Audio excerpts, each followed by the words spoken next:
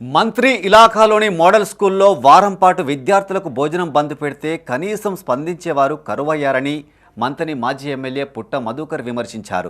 పెద్దపల్లి జిల్లా ముత్తారం మండలం దర్యాపూర్లోని మోడల్ స్కూల్ను సందర్శించి అక్కడి పరిస్థితులను అడిగి తెలుసుకున్నారు. దర్యాపూర్ మోడల్ స్కూల్లో వారం పాటు విద్యార్థులకు భోజనం పెట్టలేదన్నారు. 8 నెలలుగా నిర్వాహకులకు బిల్లులు రావడం లేదని, దీంతో ఏమీ చేయలేని పరిస్థితుల్లో వారు వండటం మానేశారని చెప్పారు.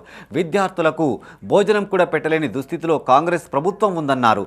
మంతని ఎమ్మెల్యే మంత్రిగా 100% విఫలమయ్యారని, ఆయన ప్రాతినిధ్యం వహిస్తున్న నియోజకవర్గంలో ఇలాంటి ఘటనలు జరగడం బాధాకరమన్నారు.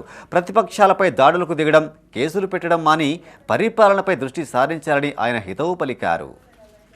తెలంగాణ కాంగ్రెస్ పార్టీ ప్రభుత్వం ఇప్పటికైనా కళ్ళు తెరవాలి, పిల్లల యొక్క బంగారు భవిష్యత్తు గురించి ఆలోచించాలని బీఆర్ఎస్ పార్టీ అనేక వేదికల నుంచి కోరుతూ ఉన్నది, డిమాండ్ చేస్తూ ఉన్నది. అయినప్పటికీ భోజనాలు పెట్టిన కాడ నాణ్యమైన భోజనం పెట్టకుండా ఇవాళనైతే మంత్రి ముత్తారం మండలంలో గల మోడల్ స్కూల్లో వారం రోజుల నుంచి భోజనాలు పిల్లలకు పెట్టడం లేదు. కారణం ఏంటంటే 8 నెలల నుంచి వాళ్లకు బిల్లులు రాలేదు.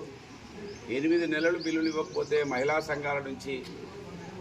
సంఘాలలో ఉన్నటువంటి బీదవాళ్ళ మేము 8 నెలలు బిల్లుల కోసం ఎక్కడ ఆగగలుగుతామని వారం రోజుల నుంచి వాళ్ళు భోజనాలు బంద్ పెడితే ఇప్పటి వరకు కూడా ప్రభుత్వం స్పందించలేదు, జిల్లా యంత్రాంగం స్పందించలేదు, ఎవ్వరు కూడా స్పందించలేదంటే కారణం ప్రభుత్వంలో ఉన్న పెద్దలు ఏ విధంగా ఉంటే కింద అధికారులు అదే విధంగా ఉంటారనడానికి మనకు నిలువుటెద్దు సాక్ష్యంగా ఇక్కడ కనబడుతూ ఉన్నది.